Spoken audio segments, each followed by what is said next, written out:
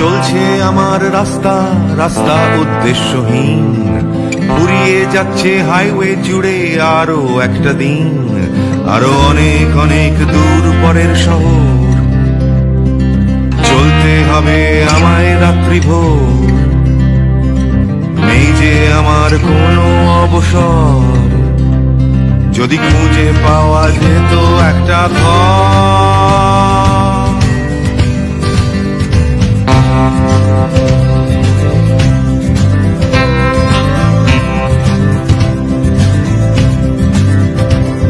আমি বেরিয়ে পড়েছিলাম ফেলে হাজার পিছু টান, ছিল না গন্তব্য শুধু ছিল অনেক গান।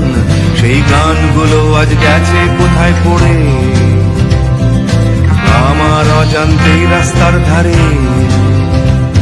যদি খুঁজে পাওয়া যেত হঠাৎ করে, যদি খুঁজে পাওয়া যেত ঠিকানা, কোথাও আছে আমার জন্য অপেক্ষায়। আসসালামু আলাইকুম দর্শক, কেমন আছেন সবাই? আশা করি নিশ্চয়ই সকলে ভালো আছেন। আজ আমরা চলে এসেছি মদিনার ঐতিহাসিক খন্দকের প্রান্তরে অবস্থিত মসজিদগুলো পরিভ্রমণ করার জন্য এবং এই মসজিদ সম্পর্কে কিছু তথ্য তুলে ধরার জন্য। তো এখন আমরা বর্তমানে যেই মসজিদটিতে অবস্থান করছি, এই মসজিদটির নাম মসজিদে সাবা। সাবা হওয়ার আগের কাহিনী হচ্ছে, এইখানে মূলত 7টি মসজিদ অবস্থিত ছিল। তার ভিতরে 5টি মসজিদকে ভেঙে এই মসজিদটি নির্মাণ করা হয় এবং এই মসজিদের সামনের রাস্তাটা যেটা দেখতে পাচ্ছেন, এই স্থানের পাশেই কিন্তু আপনার কাফের মুশরিকরা ওই প্রান্তরে অবস্থান করছিল। খাল খননের কারণে তারা এখানে আসতে পারেনি, যার জন্য এই যুদ্ধের নাম হয় হচ্ছে খন্দকের যুদ্ধ বা খাল খননের যুদ্ধ। তো রাসূল সাল্লাল্লাহু আলাইহি সাল্লামকে এই পরামর্শটি, এই যে এই স্থান দেখতে পাচ্ছেন মসজিদের যে উঠান, এইখানে রাসূল সাল্লাল্লাহু আলাইহি সাল্লাম সাহাবীদেরকে নিয়ে অবস্থান করেন এবং তাদের ভিতরে প্রসিদ্ধ সাহাবী সালমান ফার্সি রাদিয়াল্লাহু তাআলা তিনি পরামর্শ দেন যে তাদের গ্রামে যখন যুদ্ধ বা কোনো কিছু বাঁচত, তখন তিনি বা তারা সেখানে খাল খনন করতেন। তো রাসূল সাল্লাল্লাহু আলাইহি সাল্লাম সেই একই পদ্ধতি এখানেও গ্রহণ করেন, যার ফলে কাফের মুশরিকরা এখানে আর আসতে পারেনি তা ডিঙিয়ে। তো এমতো অবস্থায় আপনারা যে মসজিদটি দেখতে পাচ্ছেন, এটি সালমান ফার্সি রাদিয়াল্লাহু তাআলার নামে নির্মিত। এটি সেই আগের প্রাচীন স্থাপত্য শিল্প ধরে রেখেছে, যা হচ্ছে হলো সিমেন্টের পরিবর্তে বালি, সুরকি আর হচ্ছে পাথর দ্বারা নির্মিত। আর এই যে রাস্তাটি দেখতে পাচ্ছেন, প্লেন রাস্তা, এটি দিয়ে হুইল চেয়ারে করে বয়োজ্যেষ্ঠ মানুষরা যাতে মসজিদে ফাত্তা, উপরে যে মসজিদটি আছে বিজয়ের মসজিদ, যেখানে রাসূল সাল্লাল্লাহু আলাইহি সাল্লাম যুদ্ধের সময় এখানে বসে আল্লাহর দরবারে ফরিয়াদ জানিয়েছেন এবং তার ফরিয়াদ কবুল হয়েছে। জিবরাইল আমিন তার কাছে সেই ফরমান পেশ নিয়ে এসেছিলেন যে আপনারাই জয়লাভ করবেন। সেই স্থানের মসজিদটি হচ্ছে মসজিদে ফাত্তা উপরে। তা আমি আপনাদেরকে আস্তে আস্তে উপরের দিকে নিয়ে যাচ্ছি দেখানোর জন্য।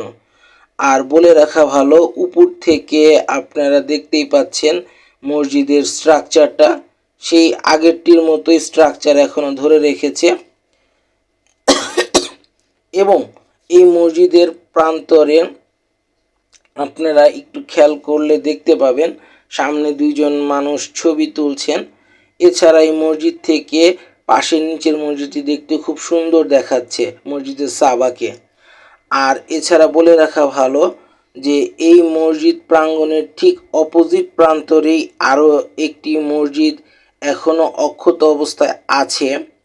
সেই মসজিদটি আপনার অনেক ইউটিউবার বা অন্য অন্য চ্যানেলে তারা দাবি করেন যে ওইটি হচ্ছে মা ফাতেমা রাদিয়াল্লাহু আনহা তাআলার বাড়ি।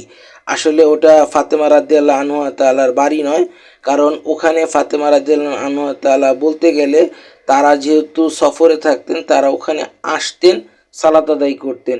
ওটা তাদের বাড়ি নয়, কারণ তার বাড়িটি হচ্ছে হলো মদিনার মসজিদে নববীর পাশে অবস্থিত যে মিউজিয়ামটি আছে সেটি তার বাড়ি। যাক, সেটি ভিন্ন কথা। এই মুহূর্তে আপনাদেরকে সামনাসামনি দেখাচ্ছি যে ভিতরে কিছু মানুষ ইবাদত বন্দিগিতে আছে, সালাত আদায় করছে। তো এটাই হচ্ছে মসজিদে ফাত্তা বিজয়ের মসজিদ, যেখানে রাসূল সাল্লাল্লাহু আলাইহি সাল্লাম তার নামাজরত অবস্থায় আল্লাহর কাছে ফরিয়াদ করেন এবং তিনি জয়লাভ করেন। আর এখন যে রাস্তাটি দেখতে পাচ্ছেন, তৎকালীন সময়ে এই রাস্তাটির ঠিক অপর প্রান্তেই যেখান দিয়ে গাড়ি চলাচল করছে এটা ছিল খনন বা খাল, আর ওই গর্তের ঠিক অপোজিট প্রান্তরের ওই রাস্তাগুলোতে ছিল কাফের মুশরিকরা, যারা এই স্থানের খাল খননের জায়গার পার হয়ে এখানে আসতে পারেনি। তো আপনারা দেখতেই পাচ্ছেন ভিতরের স্ট্রাকচার এবং অবয়ব। এখান থেকে মসজিদের চারপাশের পরিবেশটা দেখতে খুব সুন্দরই লাগে। আর আমি যেহেতু রাতের বেলা এসেছি, তো রাতের বেলা দেখতে খুব সুন্দর লাগে। এই পাহাড়ের ঠিক অপোজিট প্রান্তরে খন্দকের আরও একটি ঘটনাবহ স্থান বিদ্যমান, সেটা আমরা এই মুহূর্তে যেতে পারছি না এবং দেখাতে পারছি না, এই জন্য আমরা দুঃখিত। কিন্তু আমরা এখান থেকে যতদূর চেষ্টা করেছি ততটুকু আপনাদেরকে দেখানোর চেষ্টা করছি। মসজিদে সাবা, মসজিদে ফাত্তা ও মসজিদে সালমান ফার্সি রাদিয়াল্লাহু তাআলা মসজিদ, যা আপনারা এখন দেখতে পাচ্ছিলেন নিচের দিকে। তো এই হচ্ছে মসজিদে সাবা, মসজিদে ফাত্তা এবং মসজিদে সালমান ফার্সি রাদিয়াল্লাহু তাআলা।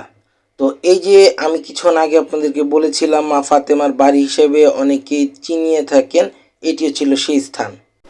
তো দর্শক, চলুন আমরা আপনাদেরকে পুরো চারপাশের পরিবেশটা ঘুরিয়ে ঘুরিয়ে দেখাই আপনাদেরকে।